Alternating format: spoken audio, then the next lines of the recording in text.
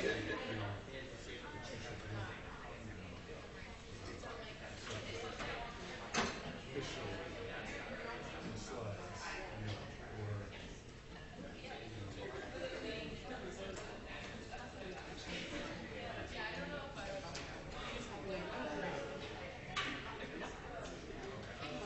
you can get started anyway.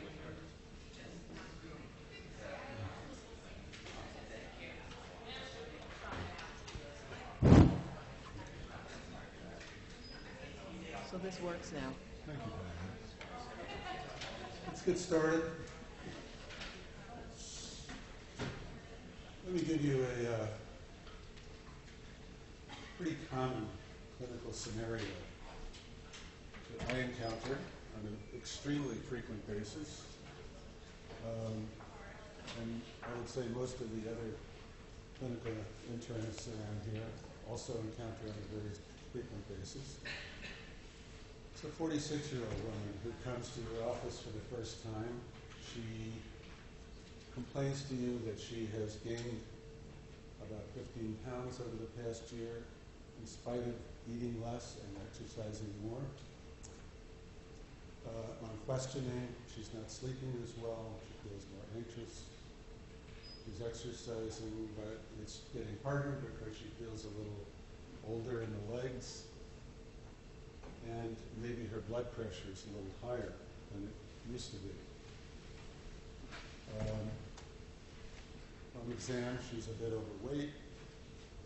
It's not obviously Cushing's, but you put her set of complaints together and you say, ask yourself, could this patient have Cushing's syndrome, overactive adrenal glands, accounting for some or all of her clinical problems? And what you want to do first is to screen this person for Cushing's. Screening means a test that's very sensitive, but not necessarily specific. And if you ask this question and you start with screening, you'll do yourself a favor.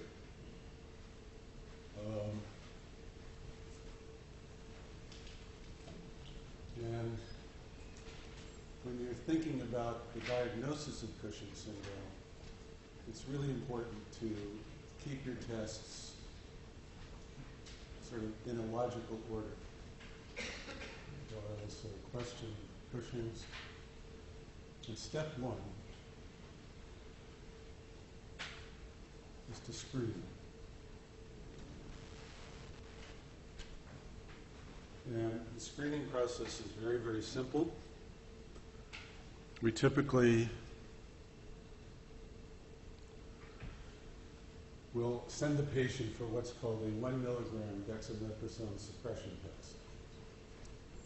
We give the patient 1 milligram of dexamethasone, the potent steroid, very small dose, at 11 o'clock at night. They come to the lab the next morning, between 8 and 9 in the morning, when their serum cortisol, in the untreated patient should be highest of all. And normal people almost will generally follow the dotted lines here, and by 8 o'clock in the morning, their serum cortisol will be less than 2. Okay? Because patients with Cushing's, of whatever etiology, don't respond to usual feedback mechanisms, their morning serum cortisol is going to be higher than that. Typically 10 to 20, but maybe a little bit lower. Now, if they come in and their morning cortisol is 20, what does that mean? Do they have Cushing's? Maybe they didn't take the pill, Maybe they have a viral syndrome and they're a little stressed. Maybe they're very overweight and the volume of distribution of the lipid steroid, the dexamethasone, is too high. Or maybe they're taking an anticonvulsant, which accelerates metabolism of dexamethasone. So lots of reasons why the 1 milligram dexamethasone suppression test leads to abnormal values. But every time the patient responds by suppressing their cortisol to less than 2, you can effectively rule out Cushing's syndrome. 100% of the time, no, but 99+% of the time, okay? So in one magic moment, you have answered the question, could this patient have Cushing's syndrome? And if your morning cortisol is suppressed, you say no. Just other causes for the problem. You haven't made a diagnosis, though. How do we actually make a diagnosis of Cushing's? And let me put that as the second step here. A confirmed diagnosis.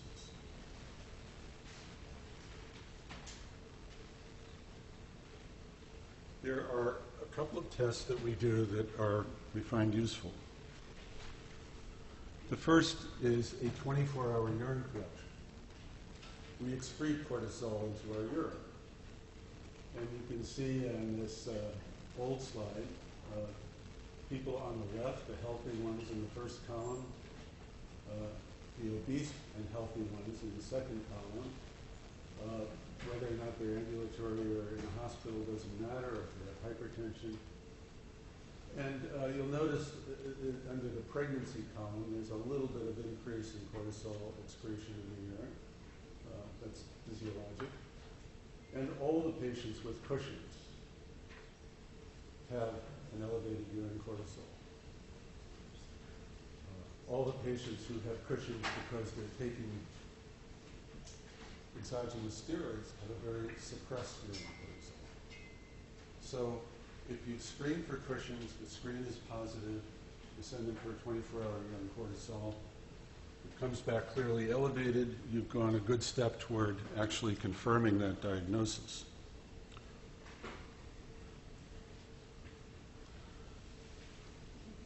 In making the diagnosis, we also sometimes take advantage of the lack of a circadian rhythm in cortisol secretion in patients with Cushing's.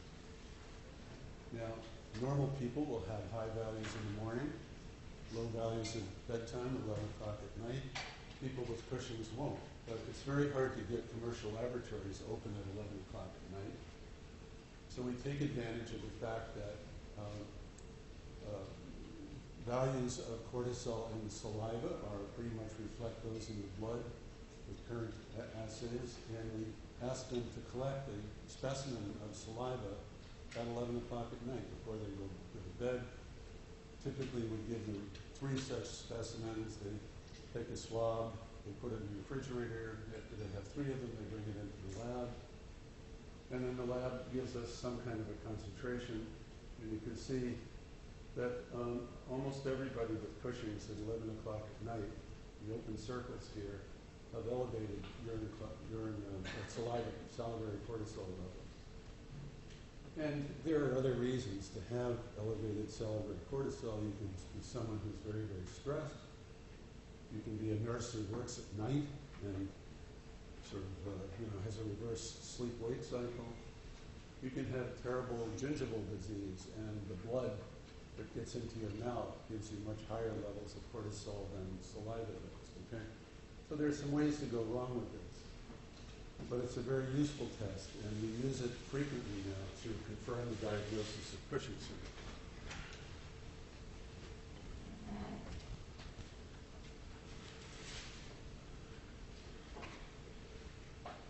Now,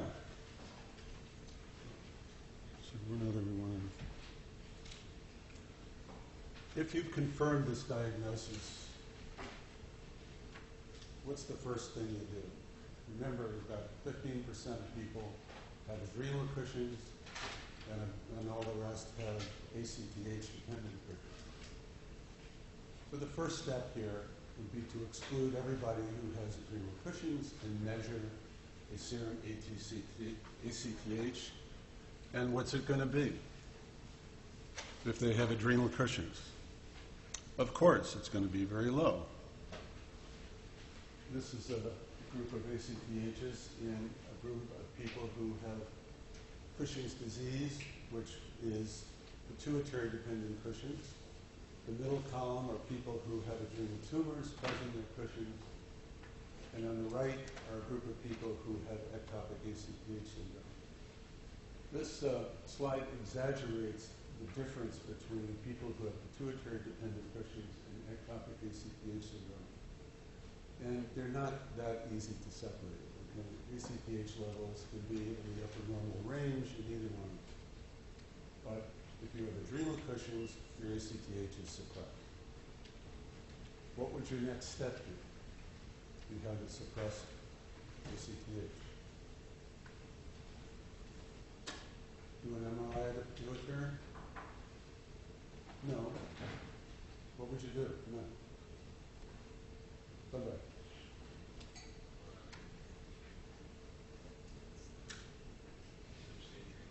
Yeah, you image the adrenals. Very easy, you know. CAT scan is perfect for the adrenals. MRIs work not quite as well, but abdominal CAT scan is really the way to go. And if a tumor is big enough to cause Cushing's syndrome, you can see it. Okay? They're not microscopic. Unlike some of the patients who have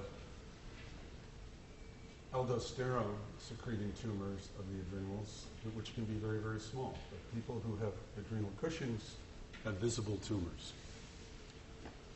What else can we do here to confirm this diagnosis? Suppose we have a patient who clearly has Cushing's, but has, you know, an ACTH level in the upper end of the normal range. Even if it's in the normal range, this is ACTH-dependent Cushing's because the ACTH is inappropriate for this patient's hypercortisolemia. So we have some tricks. We can use the overnight 8 milligram dexamethasone suppression test. And we give the patient a high dose of dexamethasone at 11 o'clock at night, and then we measure their cortisol in the morning. And when patients with Cushing's suppressed to less than 10% of their baseline value, that's pituitary-dependent Cushing's, so-called Cushing's disease. Okay? And the reason for that is because patients who have ACTH-secreting tumors of the pituitary still respond, many of them, to some of the normal suppression or stimuli, as opposed to patients who have lung tumors and make ACTH and aren't responsive to anything. Now, if the patient doesn't suppress with the 8 milligram test, that doesn't help them. They could have ectopic Cushing's, or they could have pituitary-dependent Cushing's. But if they suppress, that's very likely to be pituitary-dependent Cushing's. Okay? And the last thing we sometimes are forced to do is so-called petrosal sinus sampling. Doing MRIs of the pituitary here in an effort to establish that a patient with Cushing's actually has pituitary-dependent Cushing's is a complete waste of time. Why is that? Because about half of these tumors are too small to see, even on MRI. And secondly, about 10% of you out there have little things on your pituitary. If we did MRIs today, that we could say, oh, that's a little adenoma, or maybe that's something, you know, it could be a little adenoma. So there are little abnormalities of the MRI, and sometimes bigger abnormalities that people are completely unaware of. They're incidental. And just because you see something doesn't mean that's the functioning tumor of the pituitary. And to prove that, we are sometimes, in fact frequently, forced to do a petrosal sinus sampling study. Dr. Kanji here in our Department of Neuroradiology is really terrific at this. He threads catheters up the femoral veins through both inferior petrosal sinuses, which drain the pituitary. He also puts a catheter into the peripheral vein, and as simultaneously as he can, draws blood from all three catheters at the same time. In addition to this test would be to give the patient either corticotrophin-releasing hormone or ADH and stimulate ACTH secretion. And then you can draw some more blood. But usually that maneuver doesn't add much. And if the blood draining the petrosal veins has 3 times higher concentrations of ACTH than the peripheral vein, then you know for sure that the ACTH is coming from the pituitary. And even in the presence of a completely normal MRI, you call your neurosurgeon and you say, go for it. You know, do a transsphenoidal operation, search around in the pituitary till you find the tumor. And usually they do. But these tumors can be very small, and sometimes they're a little ectopic in the cavernous sinus, and the surgeon isn't always successful. Sometimes they're a little too big to get it all out.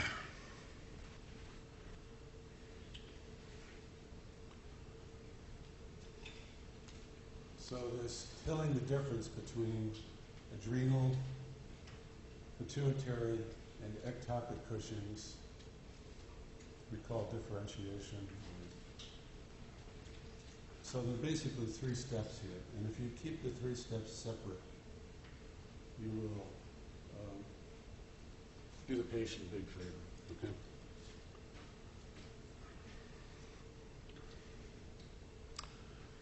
okay?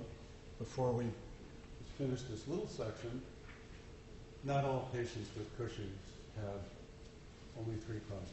Okay?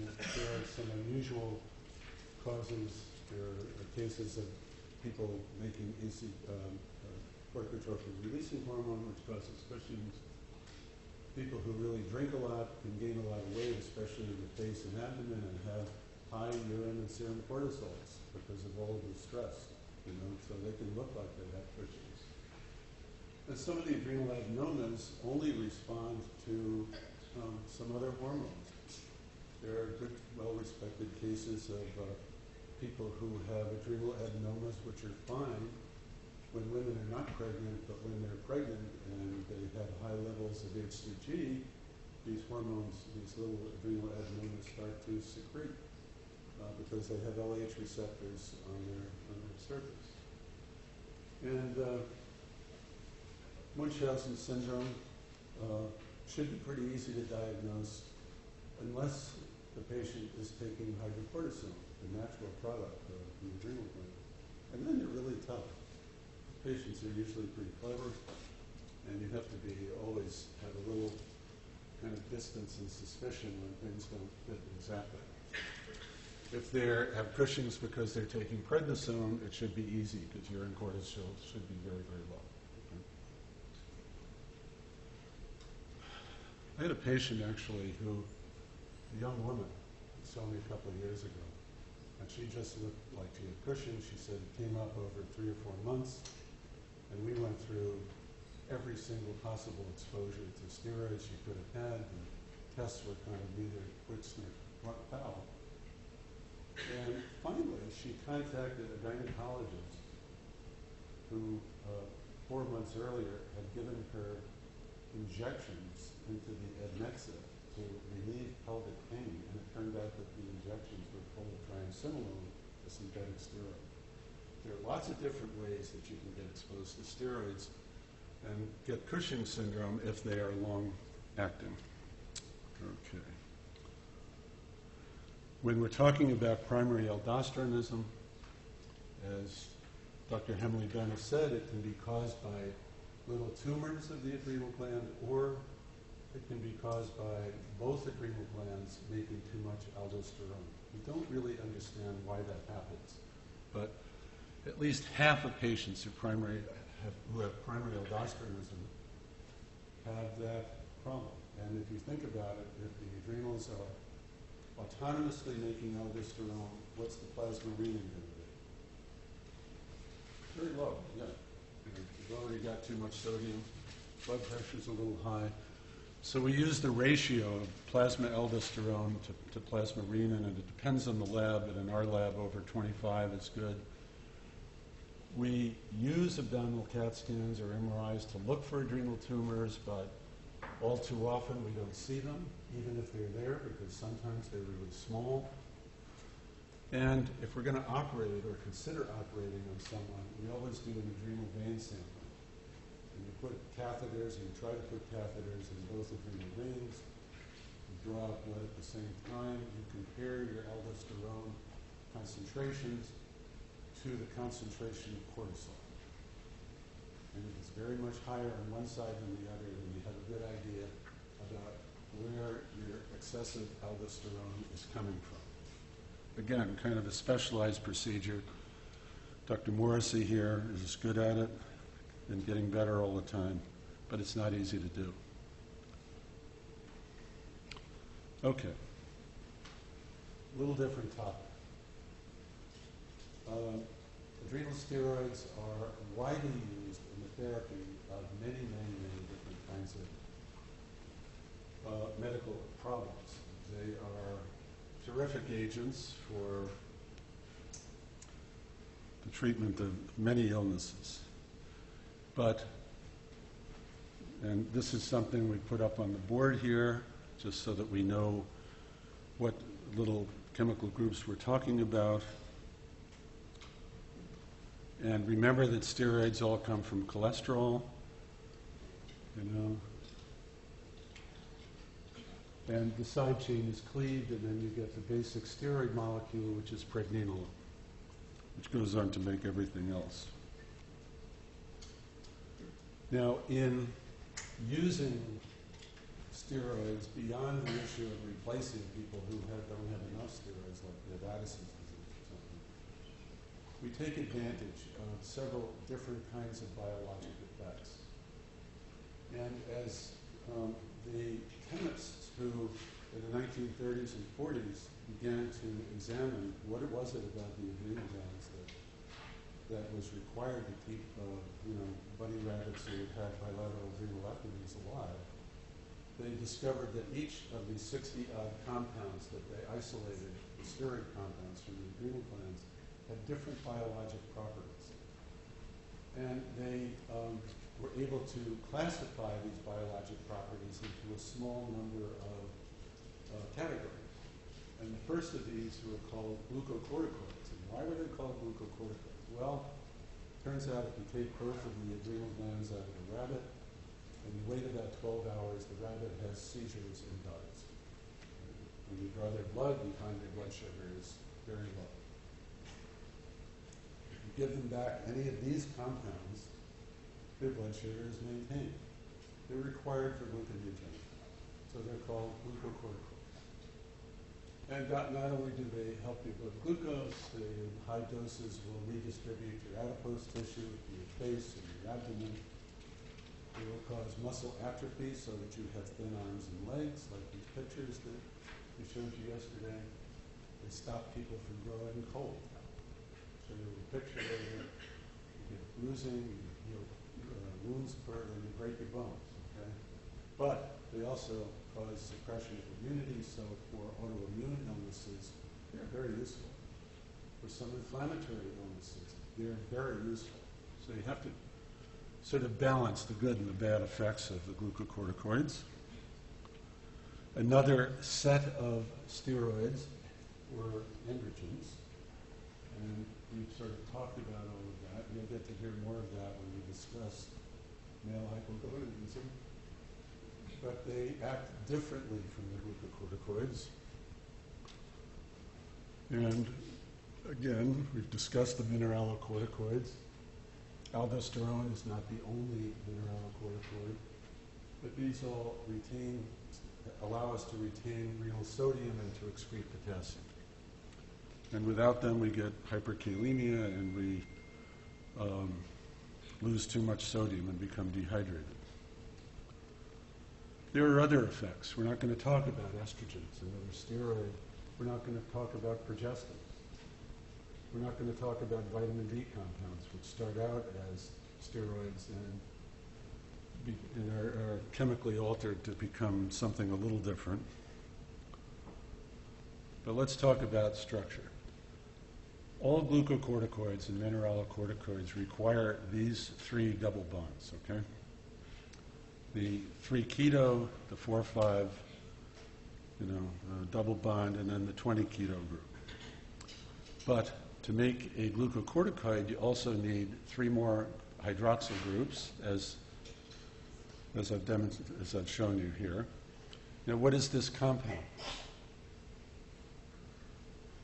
Any steroid chemists in the class here? This is cortisol, or hydrocortisone. It's the natural glucocorticoid that our adrenal makes lots of. And as organic chemists were looking at cortisol, they said, maybe we could make a better steroid, something that's a better glucocorticoid. So they figured out ways to first delay metabolism by stabilizing the A ring with another double bond in the 1,2 position here. And this compound is called prednisolone. You will encounter it in your clinical travels in the next year or two. If you add a methyl group onto the C16 position, you delay metabolism of the D ring. And if you add a halogen to the 9 position, you greatly enhance the ability of the 11 hydroxyl group to interact with the steroid receptor.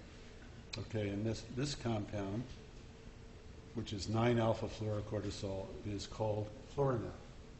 It's a potent glucocorticoid, but it's even a more potent mineralocorticoid. It's what we use in patients who don't have enough aldosterone. And if you put all of these changes together, you get this compound that we have been talking about for a couple of days called dexamethasone. On a per milligram basis, dexamethasone is about 30 times as potent as cortisol. So if you had someone with Addison's disease and you were giving them 30 milligrams of cortisol per day to maintain their health, you would only have to give them 1 milligram of dexamethasone. Now, there are a couple of other substitutions that it's good to know about. The first is that you can put stuff on the 21 carbon here to either enhance biologic availability or not. If you want an intravenous steroid, you put an aqueous group there, a phosphate or something like that. If you want a lipid-soluble steroid, you put an acetate or some other organic side chain on it. And that's, you know, all the stuff, these topical steroids that a dermatologist gives you, all are altered at this position, and they all have lipid-soluble groups on them. And the pharmaceutical industry seems to have no end of imagination as to how many different groups they can put on at an even higher cost than the last. Another substitution you should know about has to do with the fact that at the 11th position, steroids, especially when they were first made, seemed much more stable if they had an 11 keto group than if they had an 11 hydroxyl group. You can put them in a pill, you know, it would last forever. And the substance on your right, the so-called cortisone, is that a glucocorticoid? No, it's not. It needs to be absorbed and run through the liver and reduced at the 11th position before it becomes a glucocorticoid. But it's great for, you know, substitution therapy for someone with Addison's disease. And the other compound that you're going to use all the time is called prednisone. It's not a glucocorticoid, but it's very useful orally. It's stable in pill form. As soon as it gets into the circulation, it goes to the liver and it gets reduced to prednisolone, which is the active glucocorticoid. Okay? Now, and aldosterone, we're just going to skip that. I showed you Florinef, our basic substitution for aldosterone. Now, how do we treat someone with Addison's disease? This poor lady on the right here, you can compare her with her smiling twin sister. Nobody with Addison's disease has this little twinkle in their eye that the twin sister on the left has. She's obviously lost weight. She's hyperpigmented. She's lost a little hair. She just doesn't feel good at all. We give them glucocorticoids because that's what they need. Remember, they're all lacking aldosterone as well, so we give them lots of sodium. And they actually already, most of them have learned to have a real thirst for sodium, and they keep that up even after diagnosis. About half of them will need a mineralocorticoid like Florinef.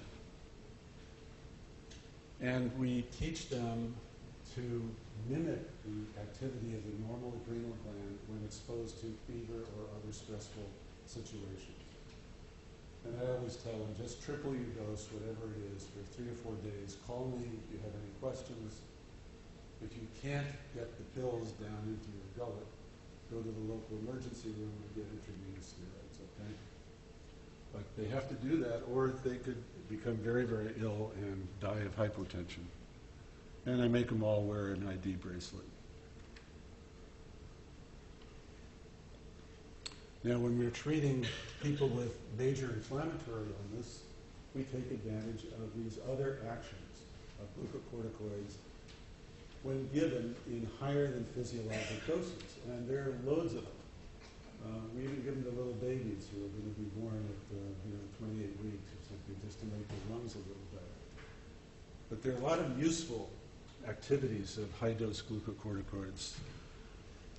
Dr. Garrett, when he was very actively taking care of people with various malignancies, was using glucocorticoids all the time. However, they're not so good for you when used in high dose, especially over a long period of time. They suppress your immune system. That's good if you have an autoimmune disease. They cause osteoporosis. They cause avascular necrosis of the humeri and the upper hip. They make you weak.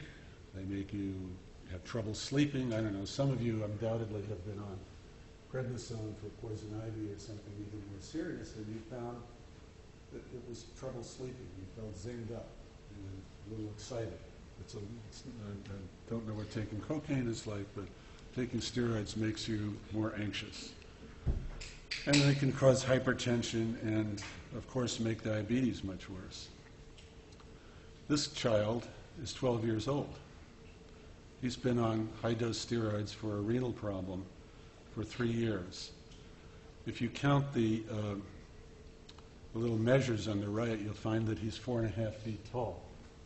Is that normal? No, he's really short at age 12. And glucocorticoids are extremely effective in inhibiting growth. You really don't like to give them to kids.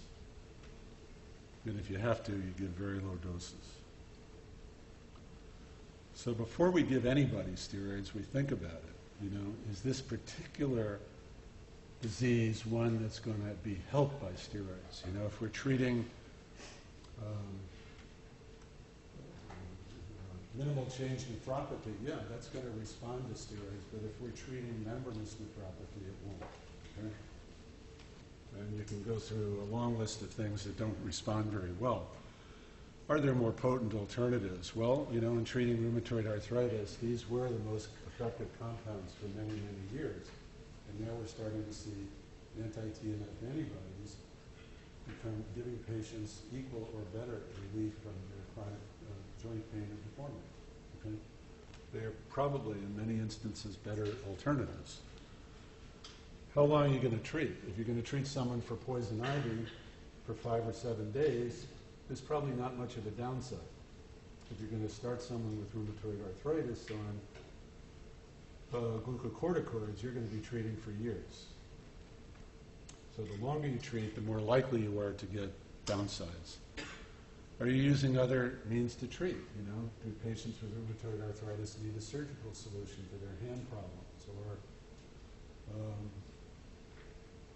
are they taking enough anti-inflammatories? There are other ways to deal with these besides steroids, although the steroids are very, very useful.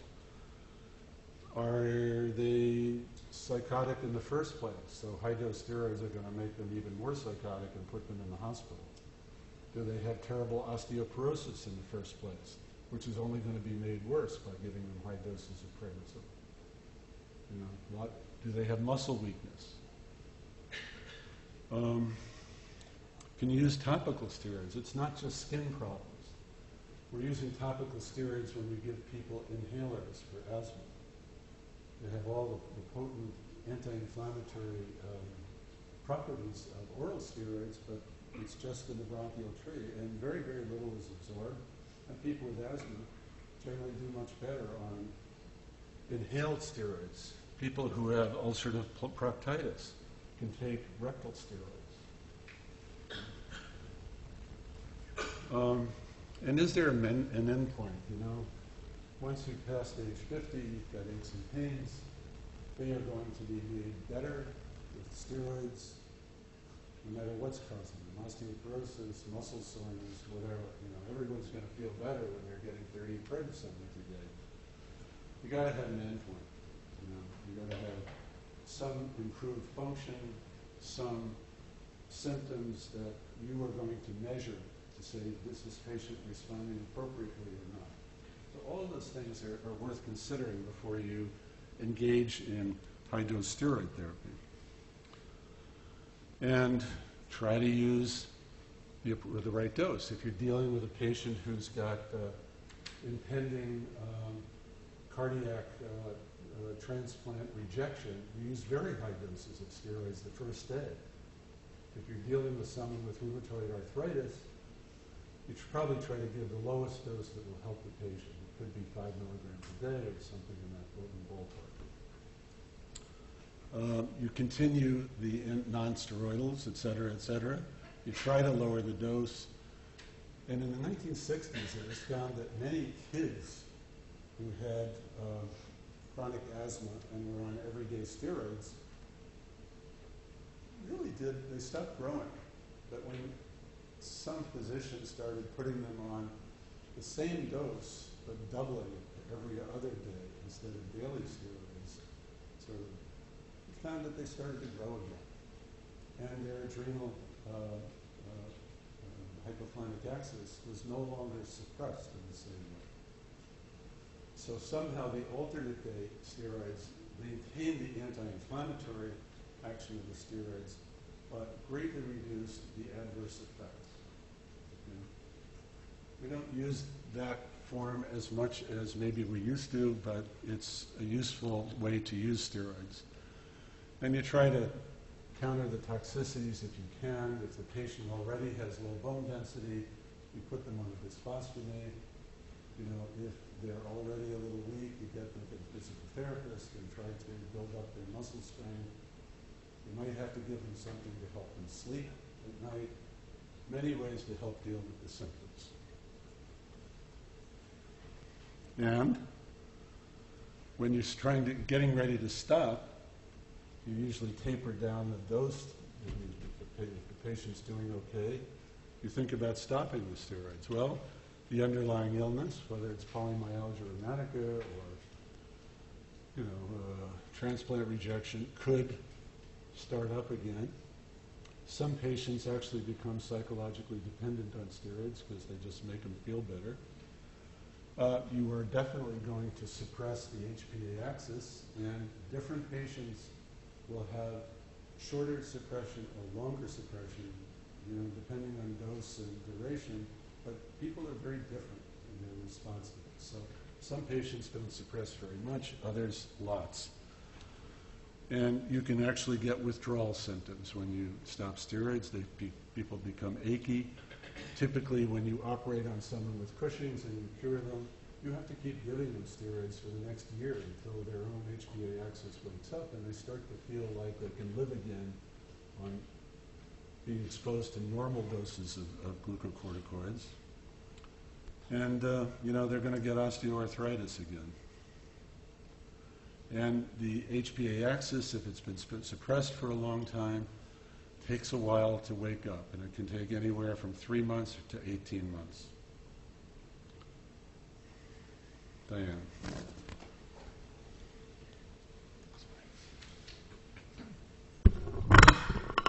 So in this last part, we'll discuss the adrenal medulla.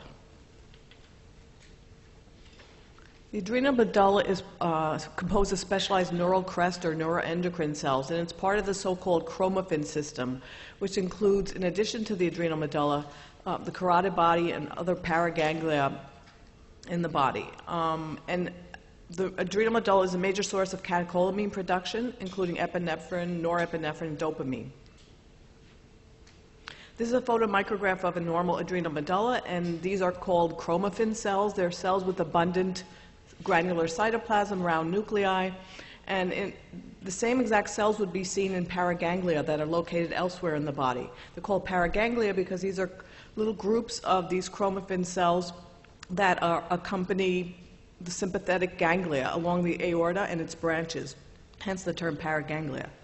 And the cells would look identical to the cells in the adrenal medulla, and they also contain catecholamines.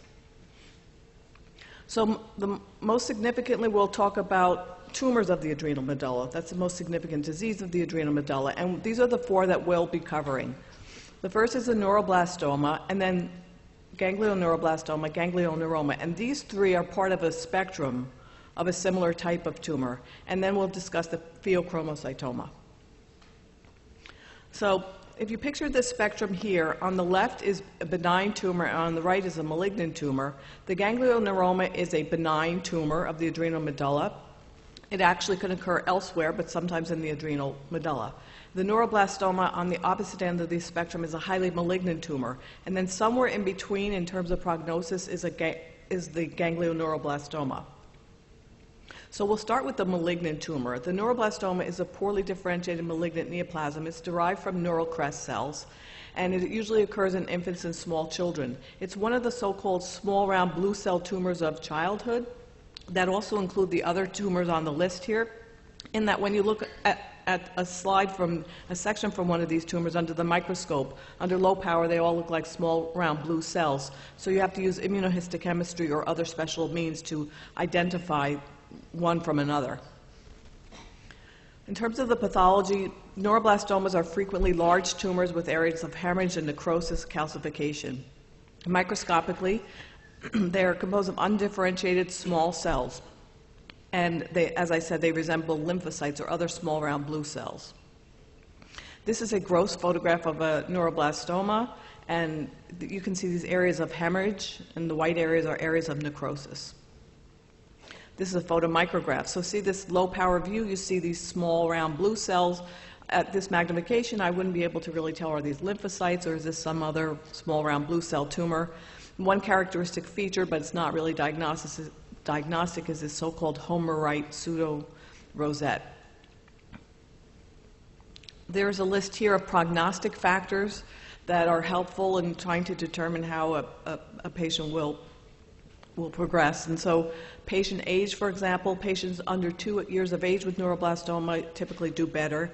There are different staging systems. The site of primary involvement, extra-adrenal neuroblastomas have a better prognosis. So in addition to occurring in the adrenal medulla, these tumors can occur elsewhere.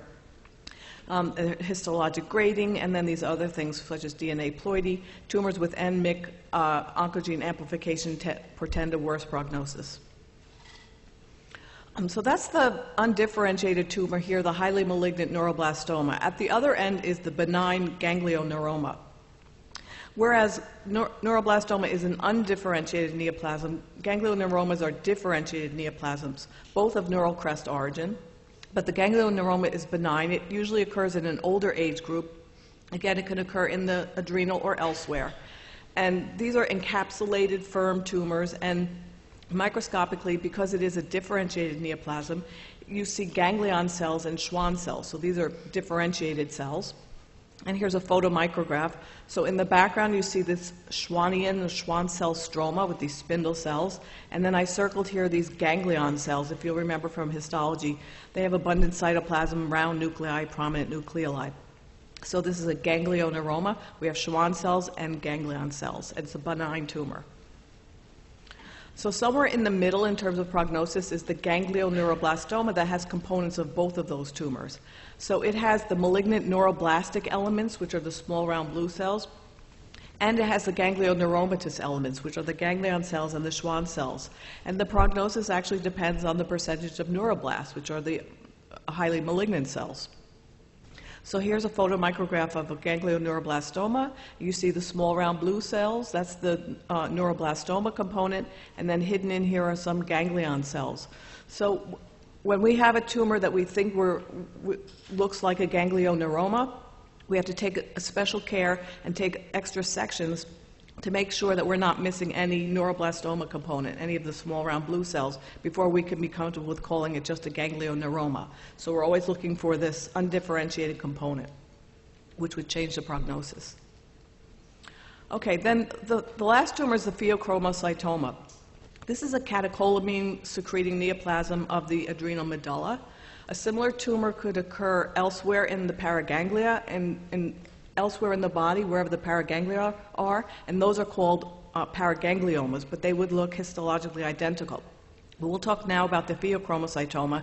It's a rare tumor, but it's important because it's a surgically curable form of hypertension, because these patients may present with hypertension because of the catecholamine production.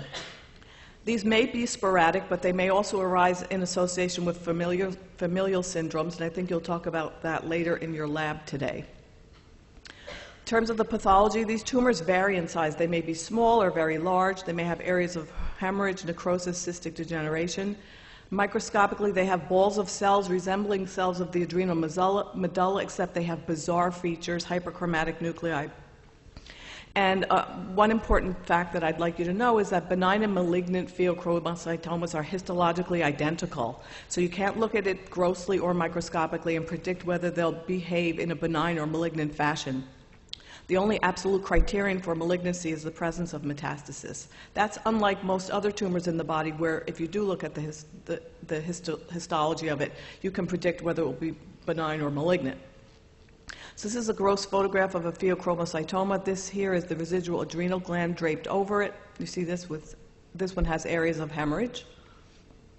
And this is a photomicrograph, so you see that these are pleomorphic cells. They vary in size and shape. There are large ones, small ones. This coarse clumped chromatin, some have nucleoli. So my question is it benign or malignant? And as I just told you, they are histologically identical. We cannot predict their behavior, so the only absolute criterion for malignancy is the presence of metastasis. So we'll discuss how to test for these tumors.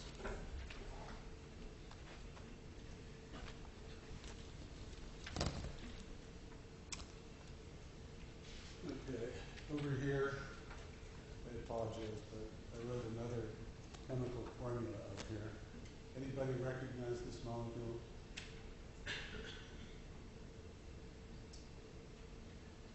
You studied the sympathetic nervous system? Oh, you're not? Okay. This is norepinephrine, okay? A couple of hydroxyl groups on the phenyl group, a beta-hydroxy, and then an amine group. And if we take that amine group and we attach the methyl group, what do we have? Epinephrine. Okay, so norepinephrine, epinephrine. Now, when these two compounds, catecholamines, are metabolized, they're metabolized basically in two steps. The first is by an enzyme called catechol-O-methyltransferase, and it takes a methyl group and puts it on one of these hydroxyl groups here. Okay? And this is called norepinephrine or metanephrine. Okay? The first step in metabolism of norepinephrine and epinephrine. And the second step is to basically, decarboxylate here and make this an acid. And that's called vinyl mandelic acid. Monoamine oxidase is the enzyme that drives this reaction. So the two primary metabolic byproducts of norepinephrine and epinephrine are metanephrines and vinyl mandelic acid. Don't ask me where the organic chemist came up with this, but that's the name. And when we're dealing with patients with PO, there's a differential diagnosis.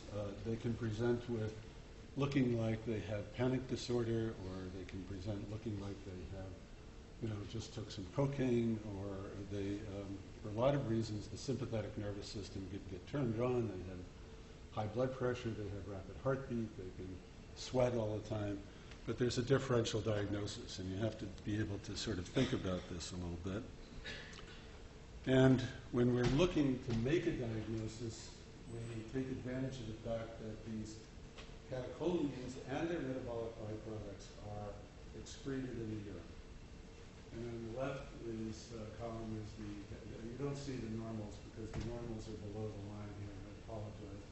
But the catecholamines in patients with PO are generally elevated, at least 80 to 90% of cases, as are VMA, and metanephrines is probably even more sensitive.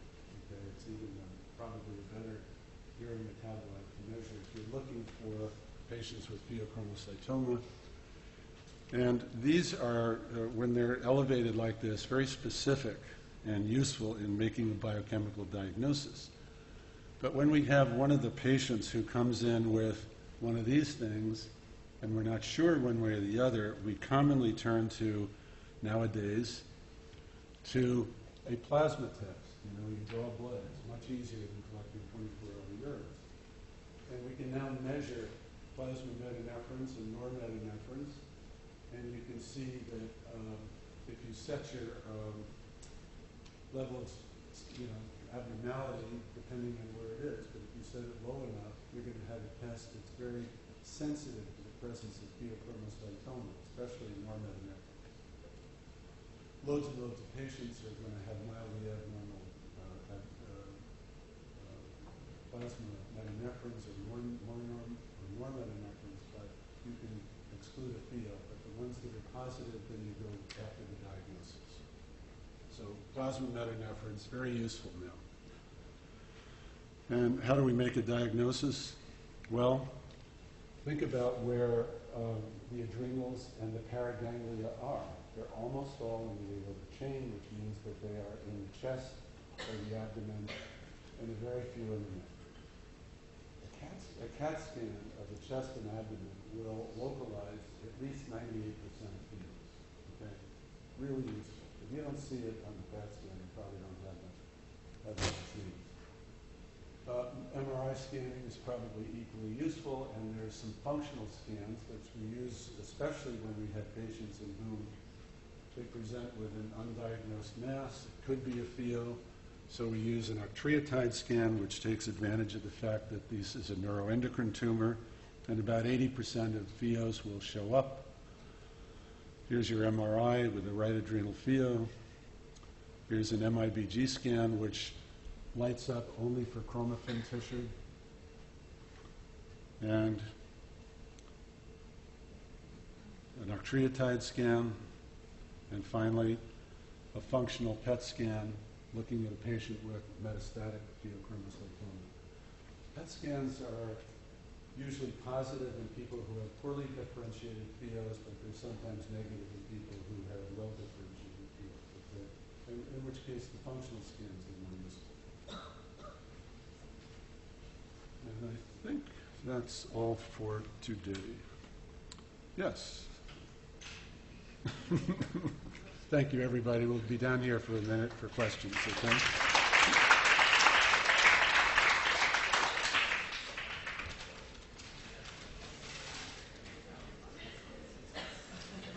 Maybe this thing works. Yeah, probably right. They must have put batteries. Well, thank you very much. Thank you. I have to teach the lab. Oh, goodness. What do they look at the lab? Adrenal, pituitary, thyroid, something else. All in one day? Oh, wow. Oh, I was just wondering, yeah, which carbon usually carboxylated outside of the core in the lab.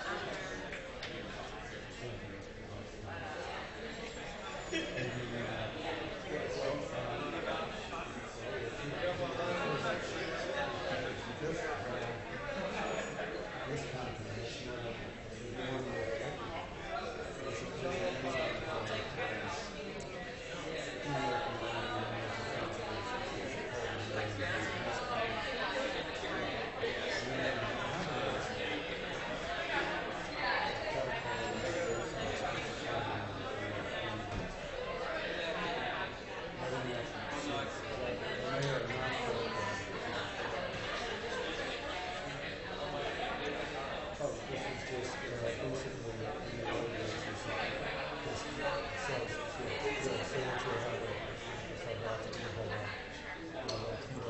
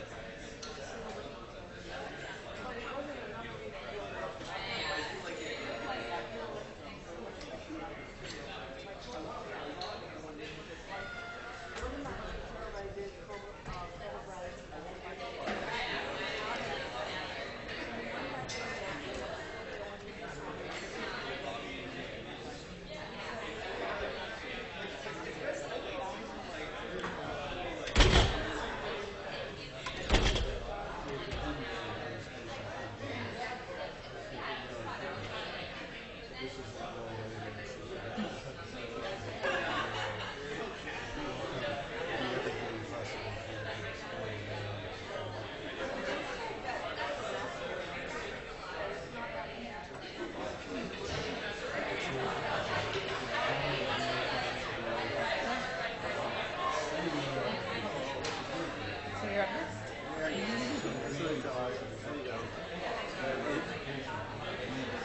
When you're ready, you'll just and you can just drop it. Can you put it up high? Can you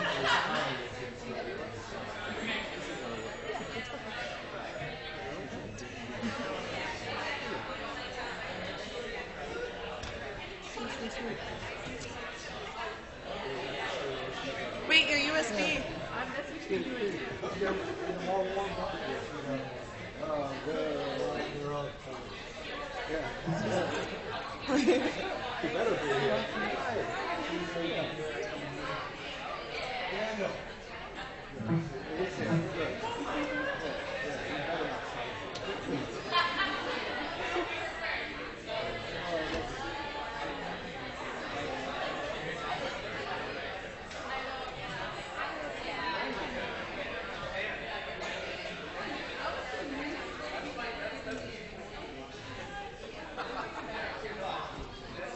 Do you need both part 1 and part 2?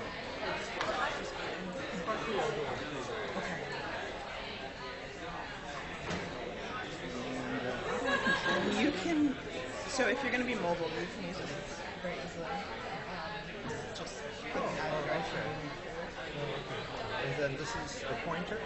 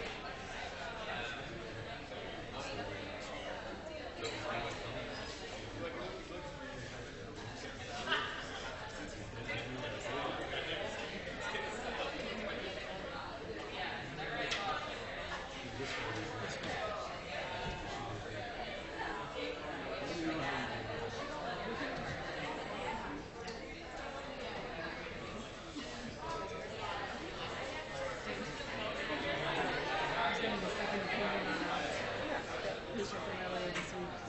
Okay. He's a good person to get second opinion. Yeah, I don't think she's going to see me again. Oh. Have you any feedback about the VIP? That's who I was with. But I'll tell you. No, I think, yeah, I think she's going to see what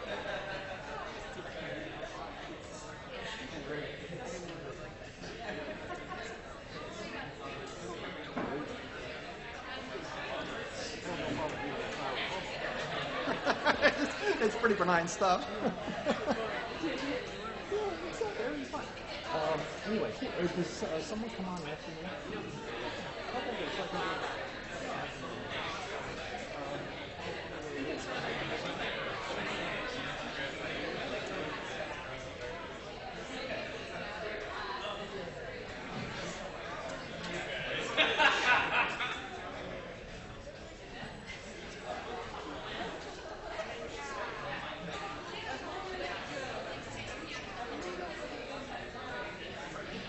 Good morning.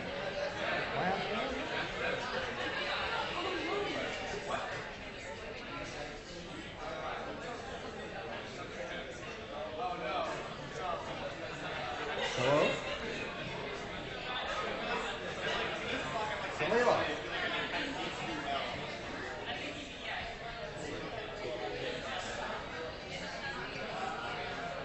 Hello? Salila, can you hear me?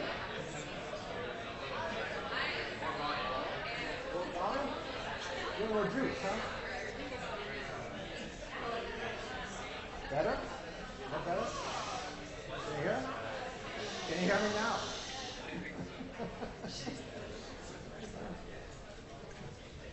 Dr. Jacobs, turn it off. Okay? Okay. Hello? Can you hear me now? I'll go other yourself. Anyway, I'm Dr. McConnell, and it's a pleasure to meet you fine doctors. I understand you're the 4% that Dean Goldman talked glowingly about at the White Coat ceremony a few months back. Well, as it happens, about 4% of the population has a functional thyroid disorder, so I think we should pay attention to these thyroid lectures. I think I'm supposed to tell you that they don't pay me to do this, and I have no conflicts of interest to support, but you should have some learning objectives, and by the end of this lecture, you should be able to appreciate the importance of iodine nutrition to normal thyroid physiology, explain the biosynthesis of the thyroid hormones, and also understand their peripheral metabolism. You should finally be familiar with the intracellular action of thyroid tests and make at least a little bit of sense from routine thyroid function studies, although it usually takes about the end of an endocrine fellowship to do that.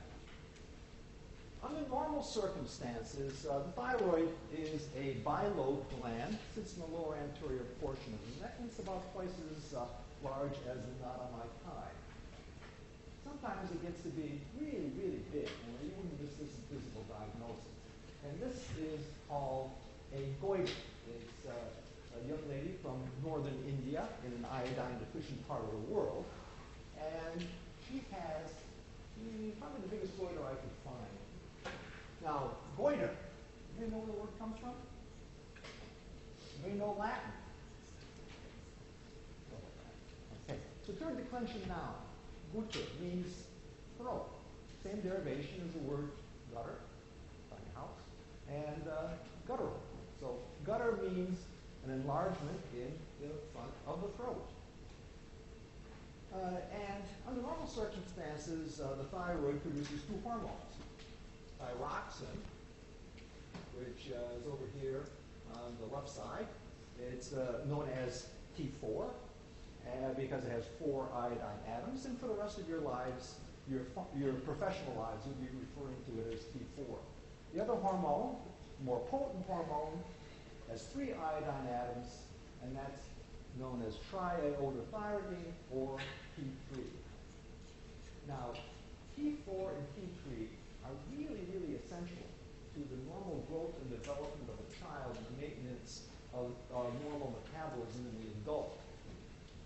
A lack of thyroid hormone early in life produces a disorder of growth and neurologic development known as cretinism. It's not cretinism, it's cretinism. C-R-E-T-I-N. Comes from the Swiss word for Christian. These good little Christians would sit there while the priests would drone on and on in the catechism and not get fidgety. She's 17 years old, believe it or not, and she's next to a 6-year-old cousin. You can see severe maldevelopment. In adulthood, thyroid hormone deficiency produces the signs and symptoms of hypothyroidism, which we'll be talking more about on Tuesday. I don't know about you, but this is where I usually feel at the end of the week. Because iodine is essential to the production of thyroid hormone, I thought we would start there. Iodine is rate limiting for thyroid hormone production, and a lack of thyroid hormone leads to a severe deficiency in thyroid hormone production, which leads directly to the goiter and to cretinism. So iodine deficiency is very severely impacting on thyroid function. Now, unfortunately, iodine deficiency is way, way too common, and it's estimated that somewhere around 2 billion people worldwide are at risk of iodine deficiency, which is roughly 6 times the population of the United States. Iodine is naturally found in seaweed, because it's concentrated from seawater. Fruits and vegetables are generally poor sources of iodine because they depend on the amount of iodine in the soil in which they are grown. Most of the iodine in our diet is added as a nutritional supplement, with iodized salt the most common source. And here's a young mother keeping her family goiter-free. And I think this little lady is praying the mom knows what she's doing, because mom's looking way too happy these days. Increasingly, iodine comes to us in nutritionals and vitamins. And this is a short list from the physician's desk reference of iodine-containing medications. The normal intake of iodine from natural sources and supplements is about 250 micrograms a day. And iodine is absorbed mainly in the stomach, which has an iodine pump. In the stomach, this pump can be blocked by soy protein, which is one of the ways the soy has a generally depressive effect on thyroid function.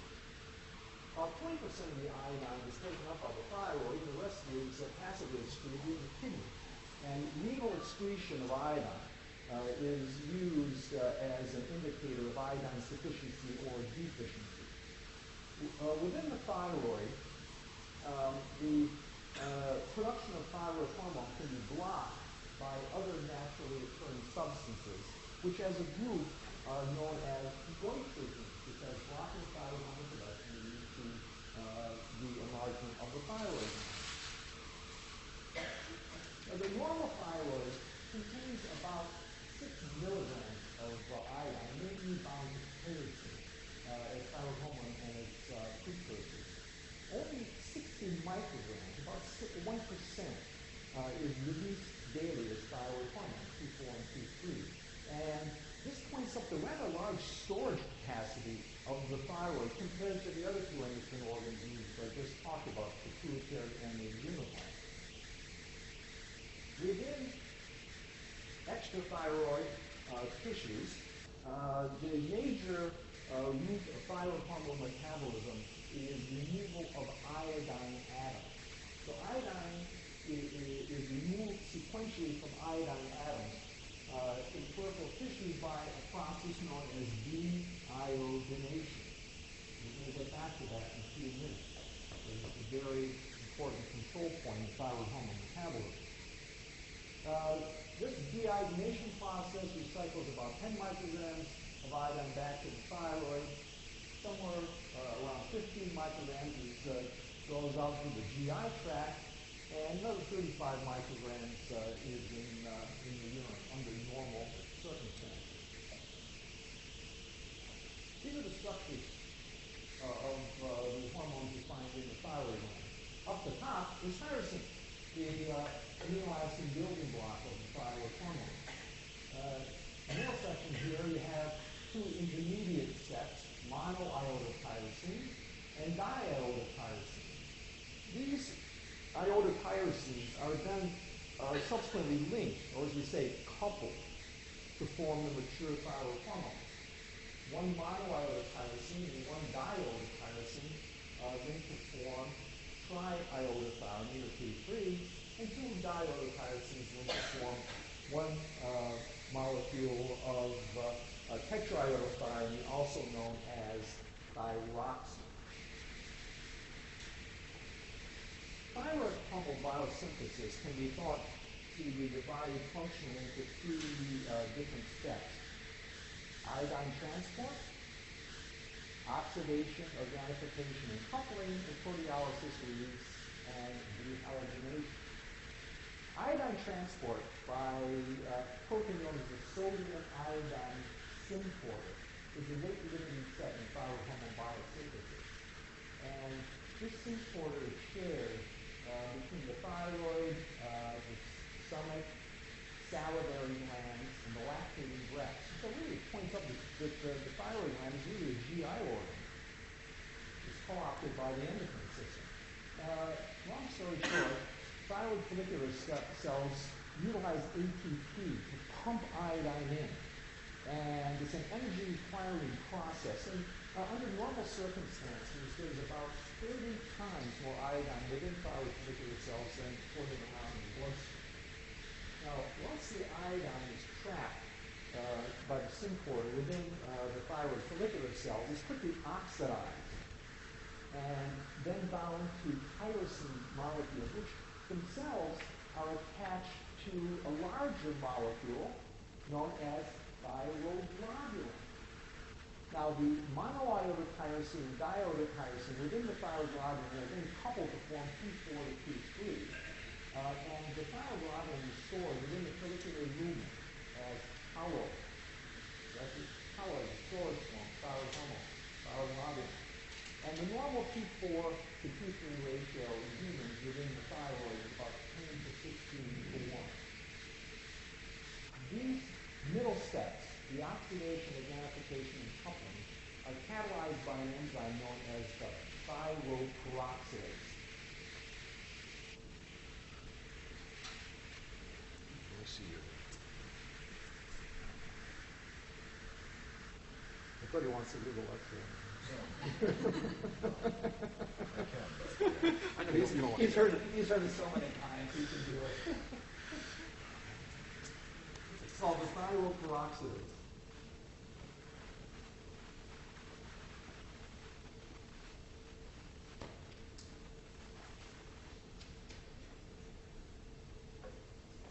In the proteolysis release and dehalogenation step, the thyroglobulin is taken into the thyroid follicular cells as colloid droplets, they're called. And these droplets are then attacked by lysosomes, which free the T4 and T3 from the thyroglobulin and release it into the general circulation with pretty much the same 10:1 ratio that they're stored. So normal secretion rates of T4 are about 90 micrograms and T3 about 9 micrograms a day. Small amounts of monoiodotyrosine and diiodotyrosine also come off the thyroglobulin, but they're not released. They're recycled and dehalogenated. And the free iodine from the dehalogenation of the iodotyrosines then goes back here to thyroid hormone production, or it can be leaked from the thyroid gland. Better? Okay. Okay, good. Thank you very much. All these steps in thyroid hormone production and release, including the iodine uptake by the symporter, the oxidation, organification, and coupling by thyroid peroxidase, and proteolysis and release and dehalogenation, are controlled by a pituitary hormone known as TSH, the thyroid stimulating hormone, which interacts with specific membrane receptors on thyroid follicular cells. These receptors are complex to adenyl cyclase, and so an increase in intracellular cyclic AMP is a necessarily early step in thyroid hormone synthesis. And this is what the TSH receptor looks like. It's a single polypeptide chain, it's heptahelical, which means that it has 7 transmembrane domains. This receptor is very important because it's the binding site of the thyroid-stimulating immunoglobulins, the etiologic agents of toxic diffuse goiter or Graves' disease that we're going to be talking about on Tuesday. In addition, gain-of-function mutations can occur in the gene coding for the receptor. And these gain-of-function mutation can lead to a condition known as toxic adenoma, toxic thyroid adenoma, which accounts for about 5% of cases of thyroid overactivity or hyperthyroidism. Peripheral metabolism of the thyroid hormones. 100% of circulating T4 comes directly from thyroid secretion, but only 20% of circulating triiodothyronine comes directly from the thyroid gland. Fully 80% of circulating T3 is derived from T4 by monodeiodination in tissues such as the liver and the kidney. So this peripheral monodeiodination is an important source of the T3. Because the thyroid hormones are highly hydrophobic, they're tightly bound to transport proteins. The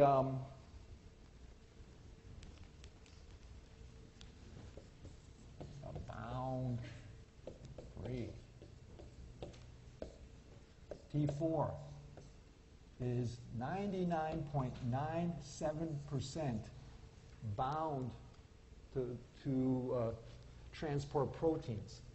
Only 0.3% of T4 is free or unbound.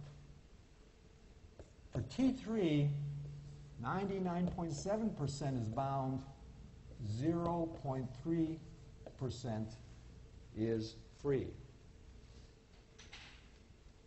T4 is largely bound to thyroid hormone binding globulin, abbreviated TBG.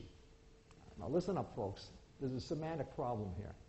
Thyroid hormone binding globulin is the transport protein in the blood. It's not the same thing as the thyroglobulin, which is the storage form for thyroid hormone within the thyroid gland. So there's a difference. Okay? Thyroglobulin storage form in the gland. Thyroid hormone binding globulin binds 75% of circulating T4. About 15% of circulating T4 is bound to transthyretin, which also carries around the retinol binding protein, and 10% in loose association with albumin. Over here, with T3, 80% of circulating T3 is bound to the thyroid hormone binding globulin, and 20% in the loose association with albumin. Little or no binding of T3 to transthyretin. Although the free thyroid hormones are really quantitatively insignificant, they are terribly important because bound thyroid hormone is excluded from the internal cell, from within the cell. It's only the free thyroid hormones that can cross cell membranes and be responsible for thyroid hormone activity. Thyroid status is determined by the level of the free thyroid hormones. It's the most important thing I'm going to tell you this morning. If you remember this for the rest of your careers, I'll be eternally grateful. And if any of you have to leave early for the weekend, you can leave now because you heard the most important thing.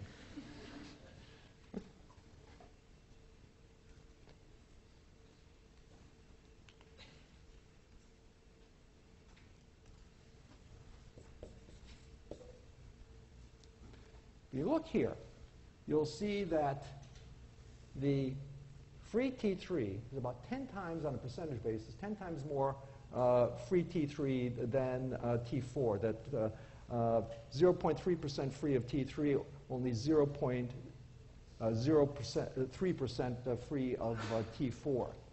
Now, this differences in the binding ratios points up something very important in that the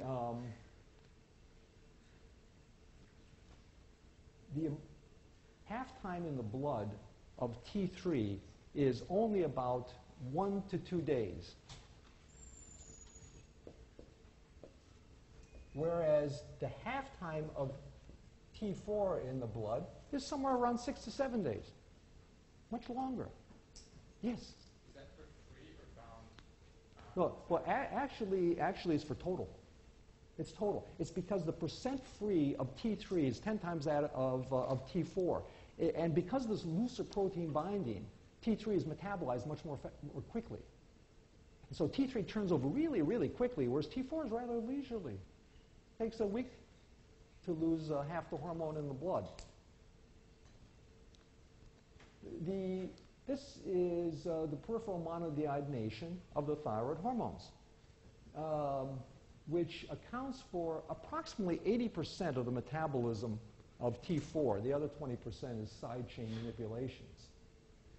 The group of enzymes that control this process of deiodination are known as the iodothyronine deiodinases.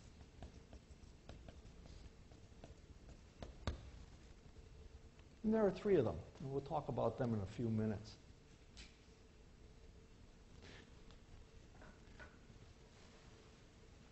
Five monodeiodination, this is 3', 3', 5' iodines. 5 monodeiodination of T4 produces 3, 5, 3' T3. That's the traditional T3 molecule. That's the hormone that is 3 to 4 times as potent as T4 on a weight basis. 5 monodeiodination of the inner ring of T4 produces this compound, 3, 3', 5' T3. That's known as reverse T3. Reverse T3 is devoid of any metabolic activity. It's a metabolic dead end. So at this important point, a precursor hormone, T4, can either be activated to T3 or inactivated to reverse T3, and the hormone signal to the tissues can be either increased or muted. So I said there are 3 iodothyronine deiodinases in human tissues, and they all require selenium as a cofactor. This points up the importance of selenium to normal thyroid metabolism. The role of the type 1 iodothyronine deiodinase is to produce plasma T3 for system-wide use. It is found mainly in the thyroid, the liver, and the kidney, and it has both 5' and 5 monodeiodinase activity. The role of the type 2 enzyme is to produce intracellular T3 for local use, and its highest concentrations are in the central nervous system, the pituitary, and brown adipose tissue. It has pure 5' monodeiodinase activity. And finally, we have the T3 type 3 iodothioneine deiodinase, which inactivates T4 and T3. It's universally distributed. Highest concentrations are in the liver. And it has pure 5-monodeiodinase activity.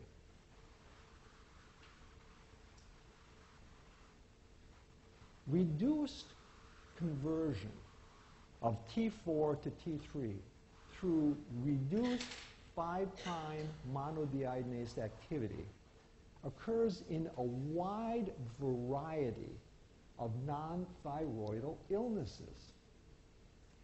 Physiologically, it occurs like bookends on our lives in the fetus and early neonate and in the elderly. So my T3 levels are starting to fall. Yours are pretty good. Pathologically, it occurs in starvation, especially carbohydrate restriction, any number of major systemic illnesses, and postoperatively. And statistics are that somewhere like 75 to 80% of hospitalized patients will have low T3 levels. Pharmacologically, these medications will decrease T4 to T3 conversion. Propylthiouracil, which is an anti-thyroid drug, decreases T4 to T3 conversion, which renders propylthiouracil preferable use in severe thyroid overactivity because it gets T3 levels down faster than does the other thiourea. Glucocorticoids in industrial doses do the same thing, as does propranolol, nonspecific beta blocker, certain radiologic contrast agents, and also the anti-arrhythmic, anti-anginal medication that you heard about in cardiology called amiodarone. It's important to realize that these patients who have this low T3, which as a group these are known as, it's known as the low T3 syndrome.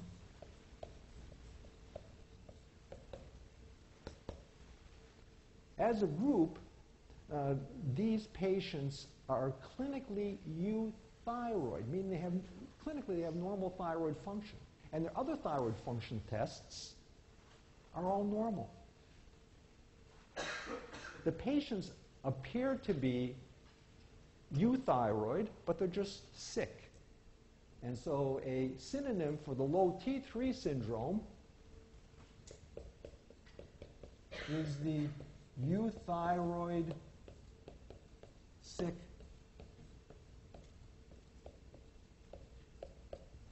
syndrome. So this reduced T4 to T3 conversion appears to be a nonspecific and reversible metabolic adaptation to physiologic stresses. It's unclear why this happens. It's one of these things that we see what we really can't explain. If you look here, the same enzyme, the 5' monodeiodinase that converts T4 to T3, is responsible for converting the reverse T3 to T2. And in the euthyroid 6 syndrome, the reduced 5' monodeiodinase activity leads to a reciprocal relationship in T3 and reverse T3 levels.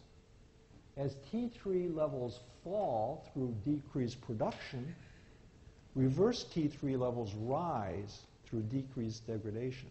So they're reciprocal. In low T3 syndrome, T3 levels low, reverse T3 levels high. The cellular actions of the thyroid hormone.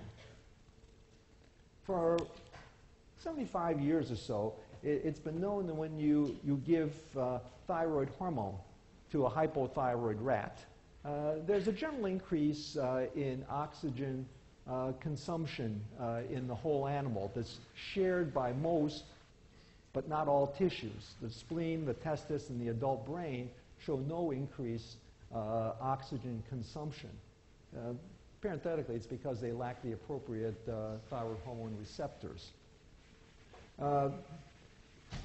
T3 The increased metabolic activity of T3 was first described in the system, and it's found that T3 is about 3 to 4 times as potent as T4 on a weight basis to increase oxygen consumption. It also has a quicker on, quicker off.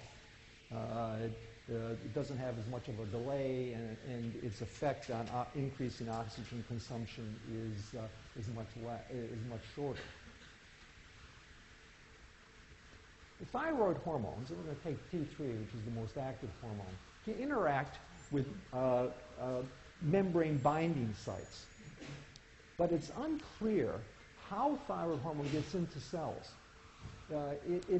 Apparently it's an energy-requiring process that's linked to the aromatic amino acid transporter that transports tyrosine, phenylalanine, tryptophan. Anyway, once thyroid hormone gets into cells, it's loosely bound to cytosolic binding proteins. Now, these cytosolic binding proteins have an unknown action on thyroid metabolism. It's not the same thing as the steroid hormones that bind to the receptor in the cytosol and then are transported to the nucleus. These cytosolic binding proteins appear to inhibit thyroid hormone activity. There are high affinity binding sites for T3 on inner mitochondrial membranes, and there is some evidence that T3 can directly stimulate increase in oxidative phosphorylation by binding to these mitochondrial receptor sites. However, the major pathway of thyroid hormone action is through a nuclear mechanism. There's a high affinity binding of T3 in nuclear receptors, and the nuclear receptors bind T3 about 10 times as avidly as T4. And then there is an increase in messenger RNA production, so they're transcription factors, these nuclear receptors.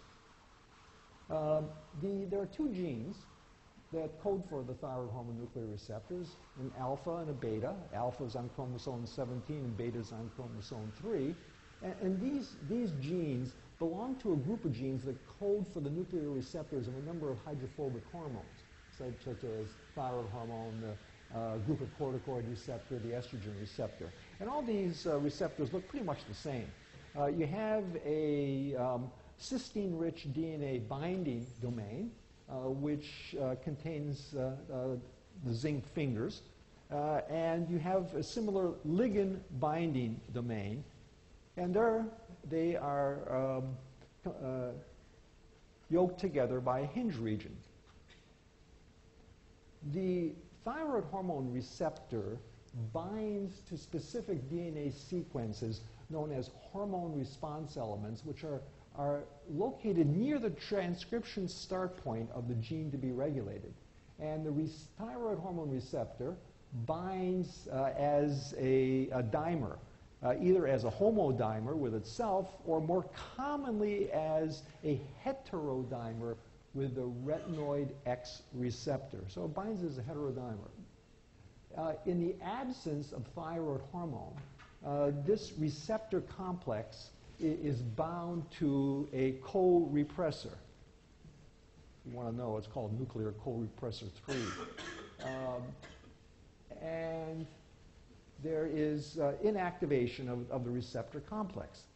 Binding of T3 to the receptor complex leads to the co-repressor coming off, so that it dissociates, and at the same time as you have dissociation of the co-repressor, there is recruitment of a co-activator and RNA polymerase, that's a tough word for me, and finally there's an alteration in the expression of the target gene, which can either be a stimulatory or an inhibitory depending on the circumstances. Neuroendocrine control. The 3 organs here, the hypothalamus, the anterior pituitary, and the thyroid, work together in a classic example of negative feedback inhibition. the hypothalamus produces a simple tripeptide known as TRH, the thyrotropin-releasing hormone. And it secretes TRH into the hypothalamic pituitary portal system. The TRH stimulates the thyrotropic cells of the anterior pituitary to produce TSH, the thyroid stimulating hormone, and release it into the general circulation. And the TSH interacts, as you found out, with specific membrane receptors on thyroid follicular cells to increase the production and release of the thyroid hormones T4 and T3. And within peripheral tissues, the T4, which is secreted in greater amounts, is converted to T3, and it's primarily the T3 which feeds back on the pituitary to shut down TSH production. And T3 is over 10 times as efficient as T4 in shutting down the thyrotropic production of TSH. Now, in contradistinction to the very simple tripeptide thyrotropin-releasing hormone, TSH is rather large, like a protein hormone, molecular weight of about 28,000 kilodaltons. It's composed of two chains, alpha and a beta, which means that it has homologies with the gonadotropins LH, FSH, and the human chorionic gonadotropin HCG. What's important here is that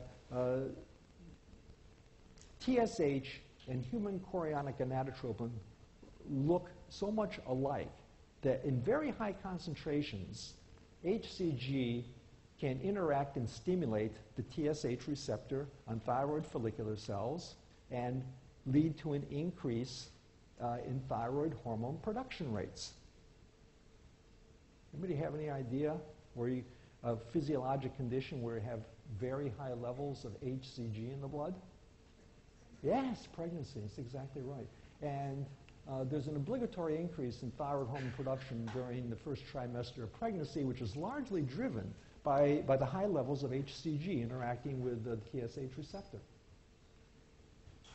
The major factor controlling TSH blood levels is the level of the free thyroid hormones. And here you can very nicely see the curvilinear relationship between free thyroxine and levels of TSH. At very low levels of free T4, say in hypothyroidism, a patient who has had a thyroidectomy for thyroid cancer and then not been put on thyroid hormone, the TSH levels will be very, very high. It's because the pituitary is freed from the negative feedback inhibition. As T4 levels rise in this direction, TSH falls very, very quickly. There's a multiplier effect here. It just goes whoop, right down. And through the physiologic range of free thyroxine, TSH is normal. And at the supraphysiologic range of thyroxine, TSH levels are low and eventually become undetectable as the pituitary shuts down. So you see our patient who's had a thyroidectomy, put on thyroid hormone, she initially has a very high TSH level, thyroid hormone is initiated, TSH falls quickly, and if her levels of thyroid hormone are supraphysiologic, as it often is in the treatment of thyroid cancer, TSH becomes low and or immeasurable. Thyroid function tests. The levels of circulating thyroid hormones can change in two basic ways. Either there is an increase in thyroid hormone production, or, very commonly, there's a change in the level of the transport proteins. Total T4 measurements are elevated, and parenthetically, there's a generally parallel increase in total T3 measurements. In hyperthyroidism, where there's an increase in the total and the free T4. And the hyperthyroidism is defined by the free T4 being elevated because it's only the free T4 that can get itself across cell membranes and control the intracellular events. Thyroid hormone binding globulin increases lead to an increase in the total T4, but the free T4 is normal, so the patients are euthyroid. This occurs congenitally as an X-linked dominant. It occurs physiologically as during pregnancy, acute liver disease, hepatocellular necrosis will release TBG, and certain drugs will increase TBG production and decrease its metabolism, including its turnover, including the estrogens and the selective estrogen receptor modulators, tamoxifen, which is used in the treatment of breast cancer, and raloxifene, which is used in the treatment of osteoporosis.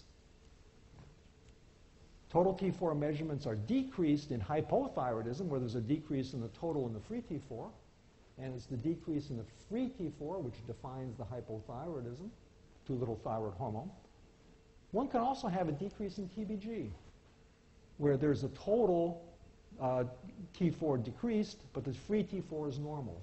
So patients who have a low level of the transport proteins are not hypothyroid. And they're not hypothyroid because thyroid function is defined by the free thyroid hormone level. This occurs congenitally as an X-linked factor. It occurs in acromegaly too. So high levels of growth hormone, which are, as you learned yesterday, are anabolic, decreased TBG levels through decreased liver production. In the nephrotic syndrome, you've had nephrotic syndrome, right? You had renal? Right. So it's leaky glomeruli. You're leaking TBG across the glomerulus, and so that's why the TBG levels are low in the nephrotic syndrome. Chronic liver diseases, so chronic alcoholism, with a lot of hepatocytic necrosis and fibrosis leads to decreased production, and also certain drugs, the anabolic androgens and glucocorticoids in industrial doses have a low T3, have a low TBG level. So presumably all those athletes taking androgens had low TBG, and actually they did. Very importantly, inhibition of thyroidal T4 release without hypothyroidism. Any patient who is taking triiodothyronine as a thyroid hormone replacement will have a low total and free T4. It's because the triiodothyronine suppresses TSH, which decreases production of thyroid hormone from the thyroid gland. So any one of us put on T3 will drop our T4 after the TSH is shut down. This is very, very important to remember. T3 use begets low T4 levels through decreased TSH and decreased production from the thyroid gland. And in acute medical illnesses, these are ICU class patients. They will have a low total T4 through reasons obscure, and the free T4 is variable. It can be high, normal, or low, but that's not really terribly important right now. This is really important. Understanding the mysteries of the T3 resin uptake. Total T4. That's what you're given. Say a patient comes in, has a blood test, and you're given a readout. And the total T4 level is, say, twice the upper limit of normal. Just looking at that total T4, you can't tell whether it is caused by an increase in thyroid hormone production or an increase in the thyroid hormone binding globulin. Maybe she's pregnant. You don't know, just looking at it. What you're really interested in getting at is the free T4, which is the active hormone that crosses cell membranes and determines thyroid activity. Now, how do you get from the total T4 to the free T4? It's very simple math. You multiply by the percent free, which under normal circumstances is around 0.03%. Okay? However, measuring the percent free is rather cumbersome and expensive. And we all want to keep down healthcare costs. So what have been developed are simpler, cheaper tests known as thyroid hormone binding ratios, which are proportional to the percent free. They move in the same direction, up and down. And what they do is they correct the total T4 for changes in the binding transport protein. So it's a correction factor. And when you multiply the total T4 by the thyroid hormone binding ratio, you get a number known as the free T4 index, which is proportional to the free T4. So total T4 multiplied by the thyroid hormone binding ratio yields the free T4 index, which is proportional to the free T4. It's not the same thing. It doesn't have any units, but it's a proportionality. The most common thyroid hormone binding ratio is the T3 resin uptake, and this is how you derive the T3 resin uptake. Here's the TBG pool, thyroid hormone binding globulin pool, and you have the bound thyroid hormone here, which is in equilibrium with the free thyroid hormone. So the bound hormone is in equilibrium with the free hormone, depending on what the percent free is. And up here you have the unsaturated thyroid hormone binding sites. The T3 resin uptake is derived by adding radioactive T3 to the patient's serum, and the radioactive T3 will first bind to the high affinity binding sites on the thyroid hormone binding globulin, and what's left over can be sopped up by throwing in a resin or cell membranes or the test tube wall with an antibody or whatever. We call it a resin today.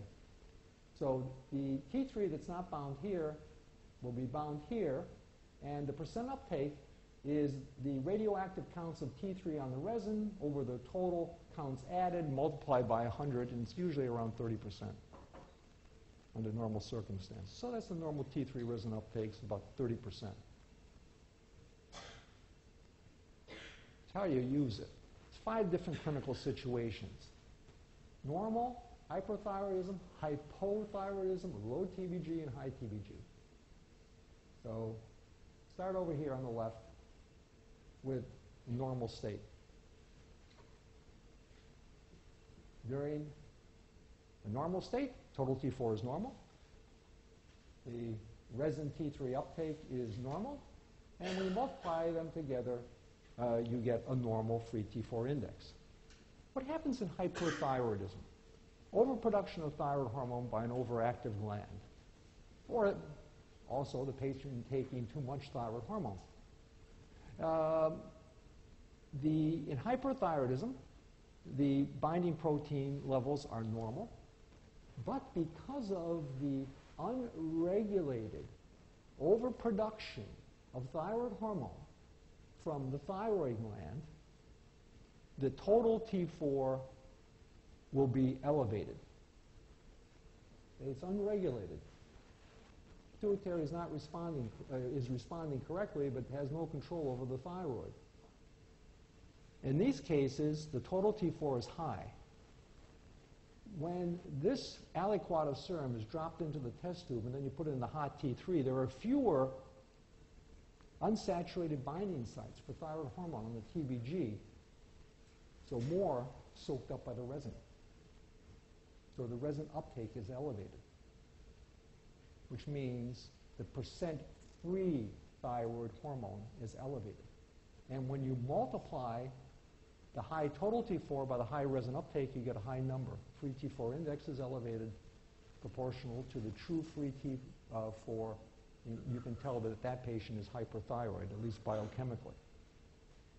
In hypothyroidism, say our lady who's had a thyroidectomy, has no thyroid, very little thyroid tissue, but normal levels of the TBG. The total T4 is very low, so low total T4. However, because of the low total T4 and the normal TBG levels, there's a lot of free or unbound sites. I mean, there's a lot of free there. And when you add the hot T3 to the aliquot of this patient's serum, the T3 is going to bind preferentially to those unsaturated binding sites on TBG, and there's less left over to bind to the resin. So the T3 resin uptake is low, right? And when you multiply a low total T4 by low resin uptake, you get a low free T4 index, which is proportional to the true free T4, and you know the patient is biochemically hypothyroid. In the case of a low TBG, say a patient with chronic cirrhotic liver disease and nephrotic syndrome, TBG levels are low, and the total T4 levels are low too. In fact, they're as low as your typical patient with hypothyroidism. But because this low total T4 is a consequence of low TBG, there are fewer unsaturated binding sites for thyroid hormone on the TBG. And when you do the resin uptake test, after the hot T3 binds here, more of it binds to the resin. It's reflected off onto the resin because there are fewer sites on the TBG. Okay? It's like compressing it. And you have a low total T4 with a high resin uptake, and you multiply them together, and you get a normal free T4 index. So the free T4 you know is normal, and the patient is biochemically euthyroid with a low TBG. Say pregnancy. High TBG levels. Total T4 levels are elevated. In fact, they're as high as they get in hyperthyroidism, sometimes even higher.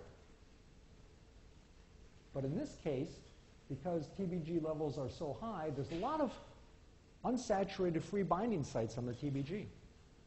Lots of room for the T3, the hot T3 and the T3 resin uptake assay to bind there. And lots bound here means less bound to the resin. And so the T3 resin uptake is low. And when you multiply a high total T4 by low resin uptake, you get a normal free T4 index, which is proportional to the free T4. When the total T4 and the T3 resin uptake move in the same direction, either up or down, it's a problem with production. When they move in the opposite direction, one's high, one's low, it's a problem with binding.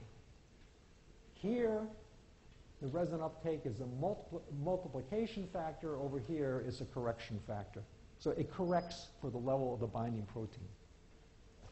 Yeah? Is the mechanism by which thyroid binding protein levels influence total T4 levels negative feedback?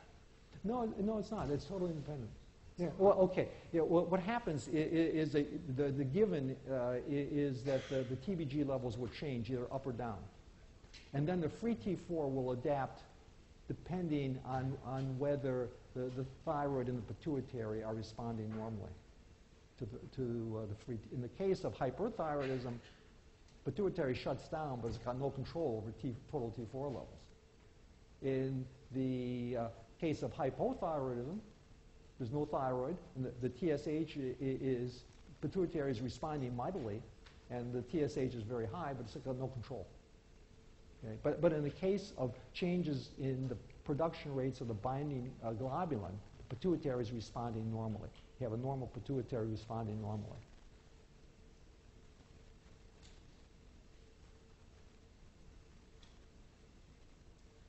Finally, TSH levels, which should be the initial screening test for thyroid dysfunction. The first test you get when you suspect that the patient has a functional thyroid disorder. Essentially, if the pituitary is happy, you should be happy too. Compared to euthyroid normals in hyperthyroidism, produced either by unregulated overproduction of thyroid hormone by the thyroid gland, or the patient taking excessively high doses of thyroid hormone, TSH levels are suppressed. Pituitary is normal. In hypothyroidism, the pituitary is freed of negative feedback inhibition because the thyroid's not putting out thyroid hormone, TSH levels rise. So you're way over on the left side of that parabolic curve I showed you. And this is a very important concept you just got to get your heads around.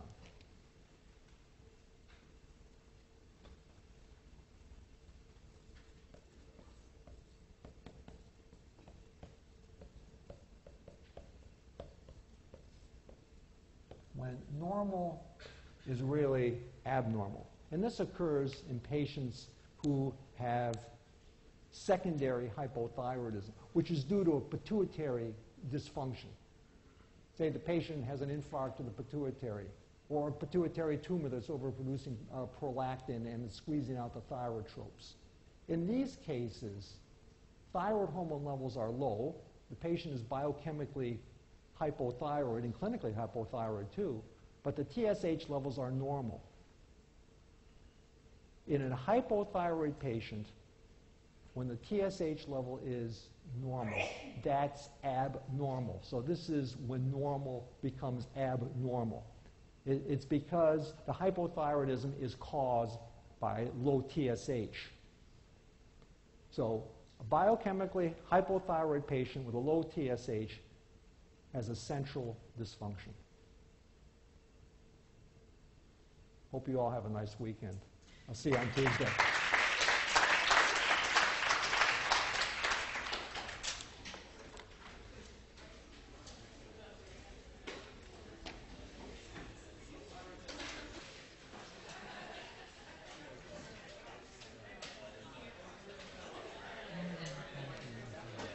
Thank you very much. Appreciate it. What was wrong there? It wasn't... I'm honestly not sure because sometimes I can increase the volume from here. Yeah. But we were getting such feedback. Was that? And that's Really? been happening the Really? last couple of days. Oh, okay. Well, what happened? Did I give you my my little Yes, dongle? I'll take it. Okay, thanks.